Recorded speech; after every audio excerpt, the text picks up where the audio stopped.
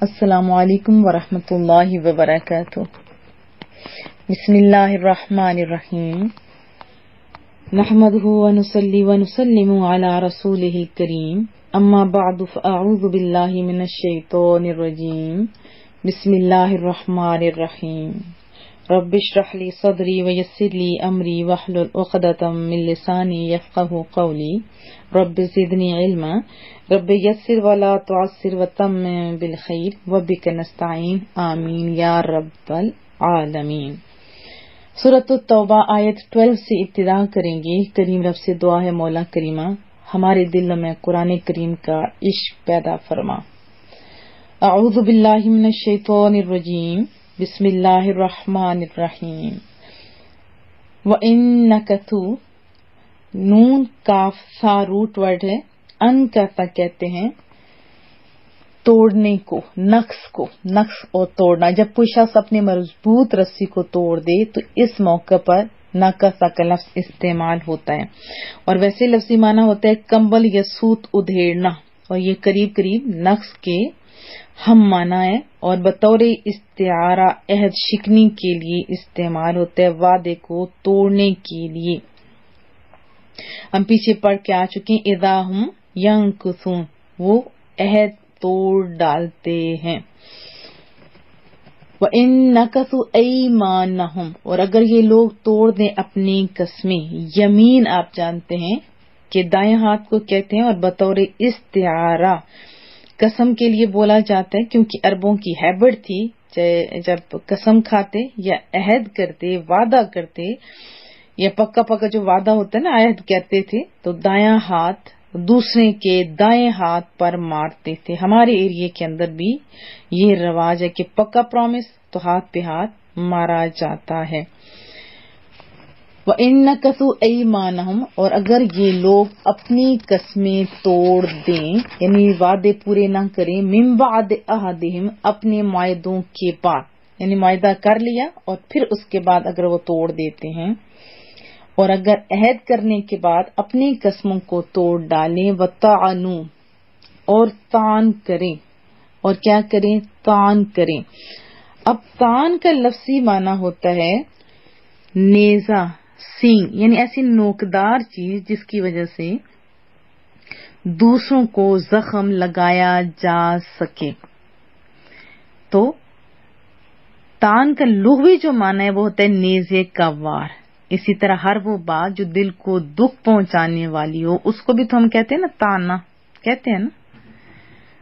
تو بعض علماء لغت نے یہ فرق کیا ہے کہ طعن کا معنی جب نیزہ زنی ہو تو ناصرہ ینصروں کی باب جب ہوگا، اور جب طعن بالقول ہو تو فتح یفتح کی باب پر ہوگا، سمجھ آ رہی ہوگی۔ اور دین پر طعن کا مطلب یہ ہے کہ دین کی طرف ایسی غلط بات منسوب کرنا جو دین کے یعنی اللہ اور اس کے رسول کے، قرآن کریم کے شان کے شایان نہیں یا لائق نہیں، یا دین کے وہ عقائد اور احکام جو دلائل قطعیہ سے ثابت ہیں ان کا مذاق اڑایا جائے۔ آپ جانتے ہیں کہ جب کوئی تانا دیتا ہے تو وار کہاں پہ ہوتا ہے، درد کہاں پہ ہوتا ہے، آپ سمجھتے ہیں نا، نوکدار ایسی بات جو سینوں کو چیر چار کے راہ لگاتی ہے۔ اپنی زبانوں کو تانوں سے پاک رکھا کرے۔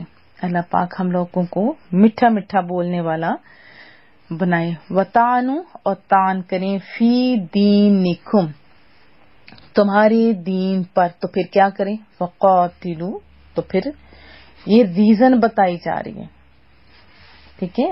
اگر وہ تانے مارے، عیب نکالیں تمہارے دین میں، تو کیا کرو؟ سست بن کے بیٹھ نہ جاؤ۔ جب وہ عیب نکال رہے ہوں تو آپ بیٹھ نہیں جاؤ۔ حکم کیا ہے؟ پس جنگ کرو۔ ائمۃ الکفر، امام کی جمع ہے ائمہ، ائمۃ الکفر، کفر کے سرغنوں سے، جو پیشوا ہوتے ہیں، جو لیڈر ہوتے ہیں، ان کی بات کی جا رہی ہے کہ اگر وہ تمہارے دین پر طعن کریں تو جنگ کرو کفر کے پیشواؤں سے، کفر کے لیڈروں سے، سرغنوں سے۔ انہم لا ایمان لہم لعلہم ینتہون، یہاں دیکھو کتنی بڑی بات کی جا رہی ہے کہ بے شک ان لوگوں کی کوئی قسمیں نہیں ہیں، ایسوں سے جنگ کرو تاکہ یہ لوگ عہد شکنی سے باز آ جائیں. ینتہوں، یہ دیکھیں جیسے نہیں ہوتے، روکا جا رہا ہے نا، باز آ جائیں. لعلہم، شاید کہ وہ یقیناً وہ جب کٹ پڑے گی تو باز تو آئیں گے نا، ینتہوں تاکہ وہ باز آ جائیں. اور اسلام تو بڑا میٹھا دین ہے، یہ جان بوجھ کے کسی کو اذیت پہنچانے کی حمایت نہیں کرتا.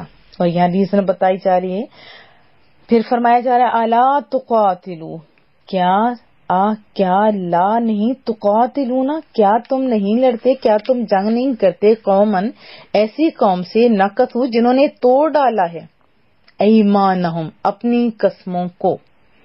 اللہ کتنے خوبصورت انداز میں جھنجھوڑ رہے ہیں، کیا تم نہیں جنگ کرو گے اس قوم کے ساتھ جنہوں نے اپنی قسموں کو توڑ ڈالا.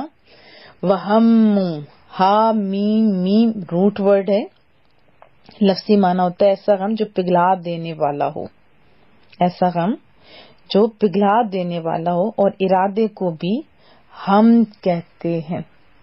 وہموا، اور ارادہ کیا، باخراج، نکالنے کا، رسول اللہ صلی اللہ علیہ وسلم کو، وہم، اور انہوں نے بدعوکم، ابتدا کی تھی کس چیز کی، عہد شکنی کی، اول مرہ، پہلی بار بھی انہوں نے ہی ابتدا کی تھی. اہل ایمان نے تو حالت جنگ میں بھی عہدوں کا پاس کیا تھا نا، اللہ کا یہی حکم تھا.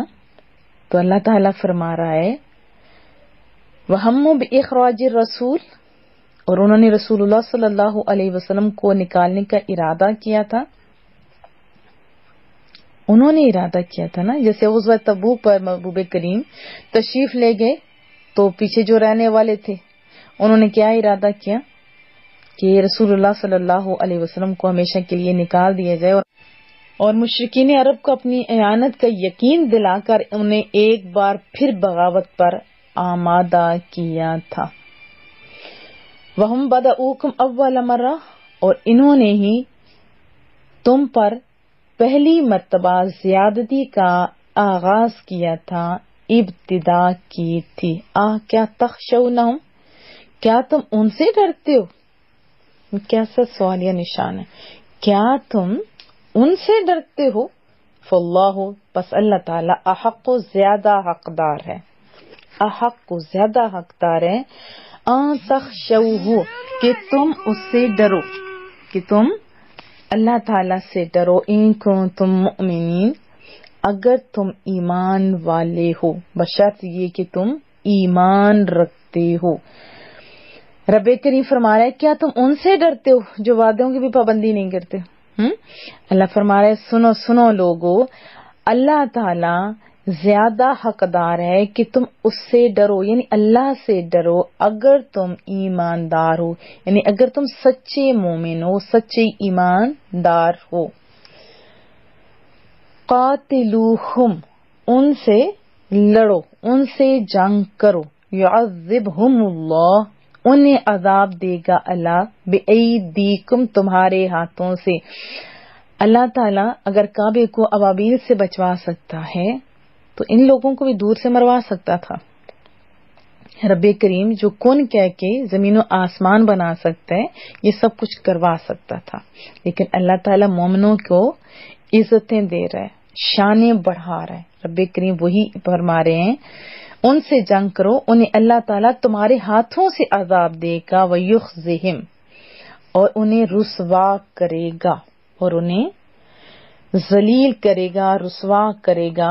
وَيَنْصُرْكُمْ، اور تمہاری مدد کرے گا، تمہیں غلبہ دے گا. وَيَشْفِ، اور شفا، شین کی زیر کے ساتھ، شفا بخشے گا، ٹھنڈا کرے گا. جیسے کوئی بیماری دور ہو جاتی ہے تو کہتے ہیں نا اندر ٹھنڈ پڑ گئی. اور شہد کے بارے میں بھی آیا نا، فیہ شفاء للناس، سورۃ النحل میں، اس میں لوگوں کے امراض کی شفا ہے. ہدی و شفا، اور قرآن کو بھی فرمایا گیا کہ یہ ہدایت ہے اور شفا ہے.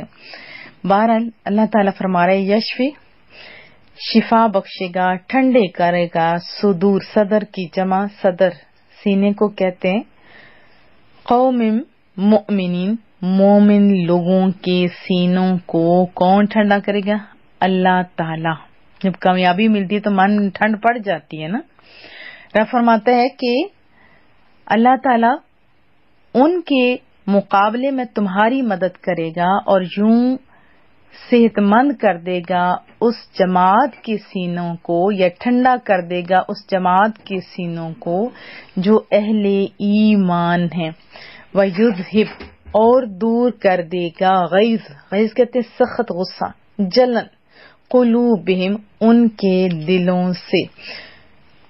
وَيُذْهِبْ غَیظَ قُلُوبِهِمْ اور یوں غصہ ان کے دلوں کا دور فرما دے گا. وَيَتُوبُ اللَّهُ اور اپنی رحمت سے توجہ فرماتا ہے اللہ تعالیٰ، اللہ اوپر من یشاء جس پر چاہتا ہے، اور اپنی رحمت سے توجہ فرماتا ہے رب کریم جس پر چاہتا ہے. واللہ علیم حکیم. دیکھیں علیم حکیم کتنے سونے الفاظ ہیں. حکیم، اللہ تعالی حکیم ہے. جب رب کریم کے لیے یہ لفظ بولا جاتا ہے نا تو اس سے مراد کیا ہے کہ وہ الیس اللہ باحکم الحاکمین، کیا سب سے بڑا حاکم نہیں ہے؟ سب سے بڑا حاکم ہے نا رب کریم. اور قرآن کریم کو بھی حکیم اسی لیے کہا جاتا ہے کہ حکمت کی باتوں پر مشتمل ہوتا ہے. ہم لوگوں نے پڑھا تھا نا الف لام را تلک آیات الکتاب الحکیم، یہ بڑی دانائی کی کتاب کی آیتیں ہیں. قرآن کریم میں بڑی حکمت ہے.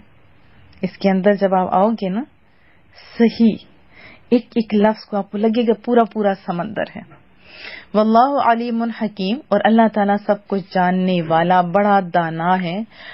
کیا حسب تم نے خیال کر لیا ہے، کیا تم ایسے ہی گمان کر رہے ہو. حاسین با روٹ ورڈ ہے گمان کرنا یا خیال کرنا، جسے ہم نے سورۃ البقرہ میں پڑھا تھا. حسب تم ان تدخلوا الجنہ، کیا تم یہ خیال کرتے ہو کہ ایسے ہی جنت میں چلے جاؤ گے.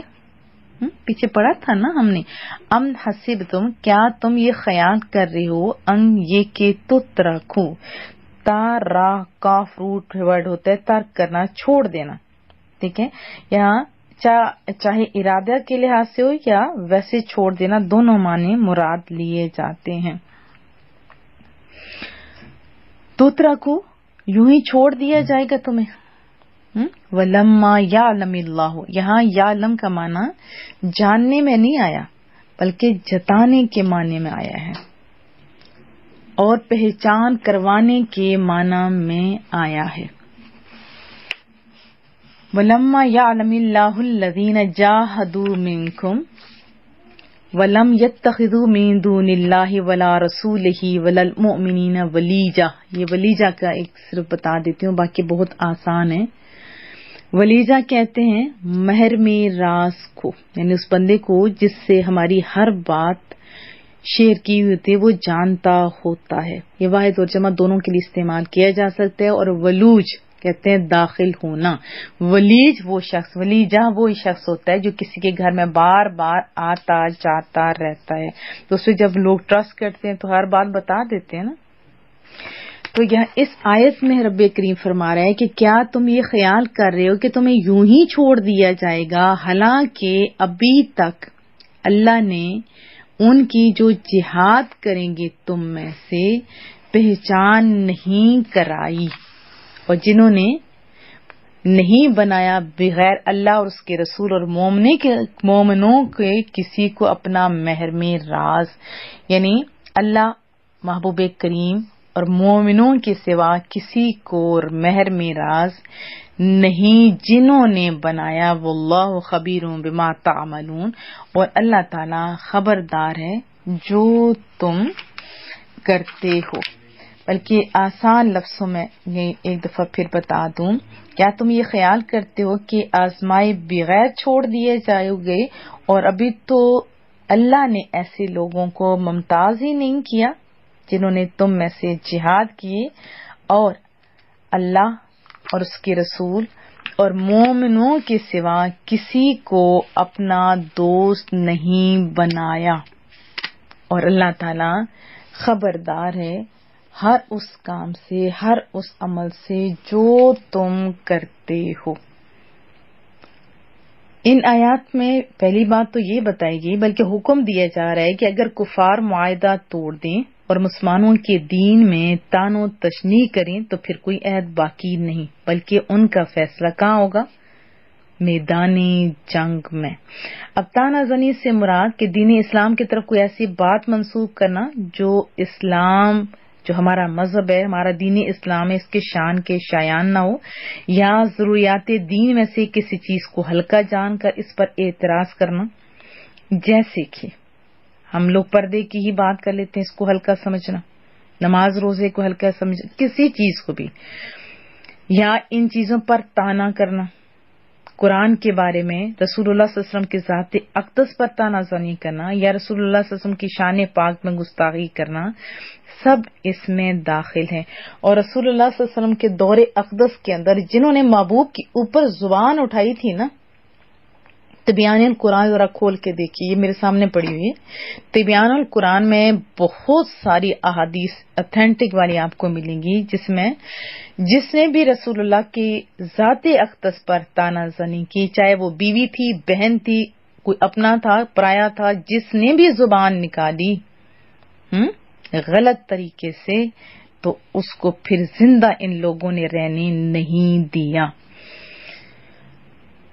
اللہ پاک ہم لوگوں پہ اسپیشلی رحم کرے۔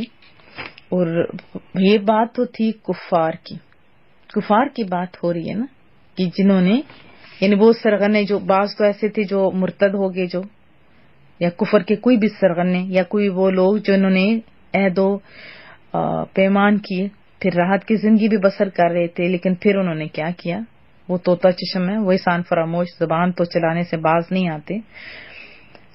تو بہرحال ان کی قسموں پر اعتماد کرنا، ان کی چکنی چپڑی باتوں میں آ جانا، یہ سادہ لوہی ہے، اور یہ ایمانی فراست سے کوئی مناسبت بھی نہیں رکھتی، کیونکہ ان کی کھوپڑی پر جب آہنی گرز لگیں گے نا، تبھی ان کو ہوش آئے گا، تبھی وہ حقیقت کی طرف مائل ہوں گے۔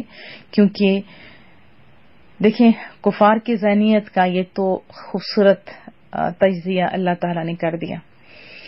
ابھی ذرا اپنے اندر بھی تو جھانکے، میں حیران ہو گئی جب ایک ویڈیو آئی میری طرف، اور اس میں کیسی کیسی باتیں کی جا رہی ہیں، کہ بس سوال کے طور پہ لوگوں کو، جو اسپیشلی سادہ لوگ ہیں، ان کو خراب کیا جا رہا ہے۔ اپنی ایمان کی حفاظت کریں، اتھینٹک بندے کو سنیں، جو اللہ اور اس کے رسول نے احکامات نازل کیے ہیں وہ ہمارے فائدے کے لیے، بس ہم نے سر جھکا دینا ہے۔ اسلام کا یہی معنی ہوتا ہے، تبھی آپ کو سلامتی ملے گی۔ ابھی جو عورتوں کے آزادی کے نام پہ کیا کیا غلط حرکات ہو رہی ہیں، تو کیا یہ بھی اٹیک نہیں ہے؟ اللہ کے احکامات پر اٹیک نہیں ہے؟ حالانکہ ہم تو وہ شہزادیاں ہیں، ہم وہ کوئنز ہیں اپنے گھروں میں۔ جب باپ کے گھر میں ہوتی کتنی شہزادیاں ہوتی ہیں، ہم لوگ باہر سے ہمیں سب کچھ لا کے یہ دیتے ہیں، باپ بھائی گھر بھرے ہوئے ہوتے ہیں ہمارے۔ اسی طرح شوہر، ہم تو کوئنز ہیں، ہمارے ہسبینڈ سب کچھ لا کے جو ان کی استطاعت کے مطابق ہوتا ہے وہ لا کے دیتے ہیں، ہم آزاد ہوتے ہیں اپنے گھر میں۔ بہت ساری ڈیوٹیاں تو اللہ نے ہمارے اوپر ڈالی کوئی نہیں، جب ہم لوگ ڈبل ڈیوٹیاں خود پر ڈال دیتے ہیں تو کیا سمجھتے ہیں یہ آزادی ہے؟ یہ تو خود غلام کر دینے کے مترادف ہوتا ہے۔ پھر پردے کی ہی بات، ہم لوگ ایک دفعہ جا رہے تھے، اتفاق سے میں زندگی میں ایک دفعہ یہی لوکل سفر کیا تھا جس میں مجھے بہت بڑا سبق ملا۔ میں دل میں کہہ رہی تھی مولا کریمہ، میں اپنے سسرال کے ساتھ جا رہی تھی کہ میں لوکل سفر کر رہی ہوں، جیسے ہوتی ہیں نا سزوکیاں، آمنے سامنے بیٹھی ہوتے ہیں عورتیں اور مرد، بھلے ہی سائڈ پہ عورتیں ہوں دوسری سائڈ پہ مرد ہوں، پھر بھی گھٹنے آپس میں مل رہے ہوتے ہیں، جن کے لمبے لمبے قد ہوتے ہیں۔ اچھا، باہر طور پر وہاں میں دعا کر رہی تھی کہ مولا کریمہ میری لاج رکھی، میری حفاظت فرمائی، میں بولتی ہوں تو تب بھی غلط، نہیں بولتی ہوں تو تب بھی ضمیر کے سامنے مجرم۔ اتفاق سے وہ پوری گاڑی عورتوں سے ہی بھر گئی، جبکہ اس سے قبل ایک بزرگ سی عورت تھی، وہ کہنے لگی کہ ایک سائڈ پہ بیٹھ جاؤ، پردے والی ہیں تو دوسرے دل میں پردہ ہوتے یعنی پردہ آنکھوں کا نہیں دل کا ہوتا ہے. ساتھ اگر کوئی مسلمان بھائی بیٹھ جائے گا تو کوئی حرج نہیں. اب دیکھنا جائے تو اس بات میں سادہ لوگ تو پھنس جائیں گے نا. اور پھر اس نے پردے کے خلاف بھی 2-4 باتیں سنا دی. میں دعا کر رہی تھی مولا کریمہ مجھے موقع دے, میرے رب کریم مجھے موقع دے. اتفاق سے پوری گاڑی جب عورتوں سے بھر گئی, گاڑی چل پڑی, تو میں نے ان بزرگ عورت کے ہاتھ پہ بڑی محبتوں کے ساتھ ہاتھ رکھا. میں نے عرض کیا مجھے بتائیے تو صحیح, کیا آپ کی آنکھوں میں حیا رسول اللہ کی بیویوں اور بچیوں سے زیادہ ہے؟ ان کو تو حکم ہے پردے کا, کیا اللہ کو نہیں پتا؟ نانا استغفار بچے یہ کیا کہہ رہے ہو, ان کی حیا زیادہ, ان کے پردے زیادہ. میں نے کہا انہوں نے تو کی ہے, تو آپ کو پتا ہے آپ اپنے بھولا پن میں کہاں اٹیک کر رہی ہیں. تو بہرحال انہوں نے شرمندگی محسوس کی. تو ہمیں بھی دیکھنا ہوگا کہ ہم لوگ کدھر جا رہے ہیں, کیونکہ ابھی عجیب و غریب ٹاک شوز دکھاتے ہیں جو ہماری ٹی ویوں والے, جو ہمیں نہیں دکھانا چاہیے ہمیں. کیونکہ ایک عورت جس کا میں سن رہی تھی, مجھے بھیجا کسی نے کہ باجی آپ یہ سنیں, میں نے پھر سنا. وہ عورت کہہ رہی تھی کہ عورت کو کیوں نہیں حق دیا جاتا کہ وہ 4 شادیاں کریں, ایک ہی مرد کے ساتھ بندھا ہوا ہوتا ہے, چاہے وہ گندا ہے مندا ہے, لڑتا ہے پھرتا ہے, تو پھر بھی ہم نے اسی کے ساتھ رہنا ہوتا ہے. یہ کون سا انصاف ہے؟ اب سادہ لوگ تو گئے نا پھنس. میرے بچوں اللہ کو زیادہ پتہ ہے, رسول اللہ کو زیادہ پتہ ہے. ہم صنف نازک ہیں. کیا عورتیں ایک شوہر کے سارے حقوق پورے کر لیتی ہیں؟ آپ خود مجھے بتائیے. نہیں نا, کیونکہ عورت اتنا بوجھ اٹھا ہی نہیں سکتی. پھر بچوں کی حفاظت, 100 چیزیں ہوتی ہیں. تو ہم کتنے محفوظ ہیں ہم لوگ. کبھی سوچا آپ نے؟ ہم بہت محفوظ ہیں. کچھ چلیں تھوڑا بہت اوپر نیچے بات کر دیتے ہیں ہمارے مرد, تو اللہ ان کو ہدایت ہے, وہ غلط کرتے ہیں, انہیں دین کی سمجھ نہیں. لیکن ہماری جتنی خاطر اسلام کے اندر ہے اور جتنی عزت چادر اور 4 دیواری کے اندر ہے, اتنی باہر نہیں ہے. اب اس سے یہ پتہ چلا کہ مشرکین سے اگر معاہدہ ہوا ہے تو قائم رہنے کی ایک ہی صورت ہے, وہ یہ کہ وہ ہمارے دین پر اعلانیہ تانا زنی نہ کریں, اور اگر وہ اللہ اور اس کے رسول کی شان میں یا قرآن کریم کے متعلق کوئی گستاخی کے مرتکب ہوں تو ان کے ساتھ کوئی معاہدہ نہیں, بلکہ کیا ہے, اعلان جنگ. ہم جب کمزور ہو گئے تو یہ لوگوں نے, اصل میں یہ لوگ اندر سے غلط لوگ ہیں, کبھی قرآن جلا رہے ہیں, کبھی مصطفیٰ کریم کے اوپر عجیب و غریب قسم کی پوسٹ اور فلمز بن رہی ہیں. یہ کمزور لوگ, اور حملے کن پہ ہوتے ہیں؟ کمزور لوگوں پہ. میرے گھر کی کچی دیوار کیا گری, لوگوں نے رستہ بنا لیا. تو ہمیں خود مضبوط ہونا ہوگا.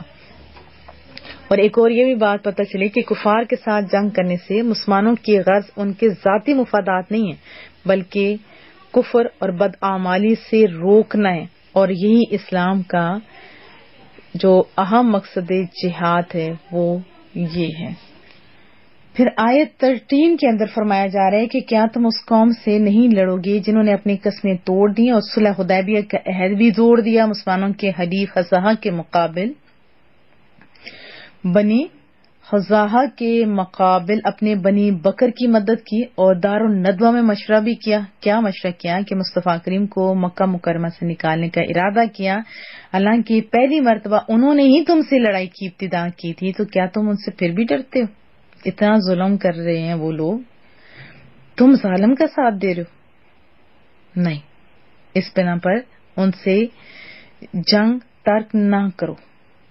پھر یہ بھی بتایا گیا کہ اگر تم اللہ کے وعدے اور وعید پر ایمان رکھتے ہو تو اللہ اس کا زیادہ حقدار ہے کہ تم کافروں سے جنگ ترک کرنے کے معاملے میں رب کریم سے ڈرو. یعنی اللہ سے ڈرو, اور جو اللہ سے ڈرتا ہوتا ہے وہی بہادر ہوتا ہے. ایک اور بات پتہ چلی کہ رسول اللہ صلی اللہ علیہ وسلم کی توہین, ایذاء, مسلمانوں سے عہد شکنی اور شر اور فساد کی ابتدا کرنا کفار کی وہ غلطی ہے جس کی سزا انہیں ملنی چاہیے. پھر کامل ایمان کا تقاضا کیا ہے کہ مومن اپنے رب کے سوا کسی سے نہ ڈرے اور نہ کسی کی پرواہ کرے. اب اس میں بھی حدود اور قیود ہیں, کیونکہ اسے سانپ سے ڈرنا یہ فطری عمل ہے, بات سمجھ آ رہی ہے. اور لیکن احکامات کی جب باری آتی ہے اور حقیقی خوف کی وہ ہمارے دل میں کس کا ہونا چاہیے؟ اللہ کا. پرواہ کس کی ہونی چاہیے؟ ہمیں صرف اللہ اور اس کے رسول کی پرواہ ہونی چاہیے. اور رسول اللہ صلی اللہ علیہ وسلم کی جو اعلیٰ ہستی اس کے بارے میں ایک اور جگہ بھی آتا ہے الذین یبلغون رسالات اللہ ویخشونہ ولا یخشون احدا الا اللہ. یہ دیکھیں خوبصورت زور دیے گئے الفاظوں کے اوپر. وکفا باللہ حسیبا. وہ جو اللہ کے پیغامات پہنچاتے ہیں اور اس سے ڈرتے ہیں اور اللہ کے سوا کسی کا خوف نہیں کرتے اور اللہ حساب لینے والا ہے. یہ دیکھیں تعریف کر رہا ہے رب کریم ایسے لوگوں کی. پھر رسول اللہ صلی اللہ علیہ وسلم کے صحابہ کرام کے بارے میں بھی آیا ہے تو محبوب کے بارے میں تھا. اب یہ انما ذالکم الشیطان یخوف اولیاءہ فلا تخافوہم وخافون ان کنتم مؤمنین. ہم پیچھے پڑھ چکے ہیں سورہ آل عمران میں. بے شک وہ تو شیطان ہی ہے جو اپنے دوستوں سے ڈراتا ہے تو تم ان سے نہ ڈرو اور مجھ سے ڈرو اگر ایمان والے ہو. ایمان والے کس سے ڈرتے ہیں؟ صرف اللہ سے. اور جو ہر کسی سے ڈرتا ہوتا ہے نا پھر اسے سارا زمانہ ڈراتا بھی ہوتا ہے. اور تاریخ شاہد ہے کہ اللہ نے یہ سارے وعدے جو کہا کہ تم ایسے کرو گے تو میں تمہارے ساتھ ہوں پورے فرمائے. اور رسول اللہ صلی اللہ علیہ وسلم کی دی ہوئی ساری خبریں بھی سچ ثابت ہوئیں اور آپ کی نبوت کا ثبوت بھی واضح تر ہو گیا. تو اس سے یہ بھی پتہ چلتا ہے کہ کفار سے اپنا بدلہ لینا جس سے مسلمانوں کے دلوں کا رنج نکلے یہ چیز کیا ہے؟ جائز ہے. لیکن یہاں بھی حدود ہیں کہ ہم زیادتی نہیں کر سکتے. پھر آیت 16 کے اندر بھی بتایا گیا کہ اے ایمان والو کیا تم نے یہ گمان کر لیا کہ تمہیں ایسے ہی چھوڑ دیا جائے گا؟ حالانکہ ابھی اللہ تعالیٰ نے ان لوگوں کو ممتاز نہیں کیا اور لوگوں کو ان کی پہچان نہیں کروائی جو تم سے اخلاص کے ساتھ اللہ کی راہ میں جہاد کرنے والے ہیں اور وہ جنہوں نے اللہ عز و جل اور اس کے رسول اور ایمان والوں کے علاوہ کسی کو اپنا رازدار نہیں بنایا.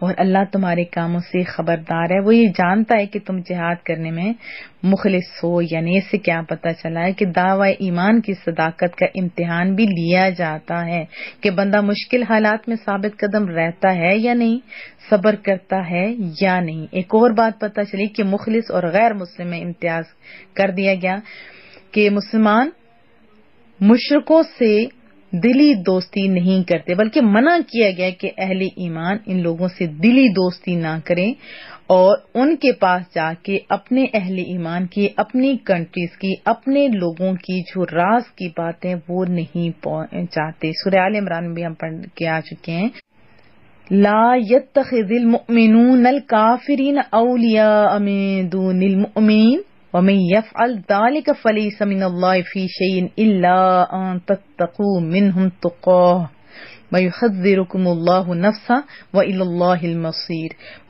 مسلمانوں کو چھوڑ کر کافروں کو اپنا دوست نہ بنائیں اور جو کوئی ایسا کرے گا تو اس کا اللہ سے کوئی تعلق نہیں مگر یہ کہ تمہیں ان سے کوئی ڈر ہو اور اللہ تمہیں اپنے غضب سے ڈراتا ہے اور اللہ ہی کی طرف لوٹنا ہے. پھر فرمایا بشر المنافقین بأن لهم عذابا الیما الذین یتخذون الکافرین اولیاء من دون المؤمنین ایبتغون عندهم العزة فإن العزة للہ جمیعا.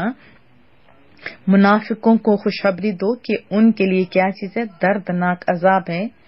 وہ جو مسلمانوں کو چھوڑ کر کافروں کو دوست بناتے ہیں کیا یہ ان کے پاس عزت ڈھونڈتے ہیں؟ اللہ کیا کہہ رہے رب کریم. رب پوچھ رہے کیا یہ لوگ ان کے پاس عزت ڈھونڈتے ہیں؟ سنو تو تمام عزتوں کا مالک اللہ ہے. یا ایھا الذین آمنوا لا تتخذوا بطانة من دونکم لا یألونکم خبالا ودوا ما عنتم قد بدت البغضاء من افواہہم وما تخفی صدورہم اکبر قد بینا لکم الآیات ان کنتم تعقلون. اے ایمان والو غیروں کو رازدار نہ بنو, وہ تمہاری برائی میں کمی نہیں کریں گے, وہ تو چاہتے ہیں تم مشقت میں پڑ جاؤ. بے شک ان کا بغض تو ان کے منہ سے ظاہر ہو چکا ہے, جو ان کے دلوں میں چھپا ہوا ہے وہ اس سے بڑھ کر ہے. بے شک ہم نے تمہارے لیے کھول کر آیتیں بیان کر دی اگر تم عقل رکھتے ہو تو. اب ان آیاتوں میں بار بار بتایا جا رہا ہے کہ دشمنوں کے ساتھ جا کے اپنوں کی باتیں کرنا یہ غیر مناسب ہے. ہمارے پاکستان کا بھٹا گول کرنے والے جو بڑے بڑے لوگ ہیں انہیں اسے سبق لینا چاہیے.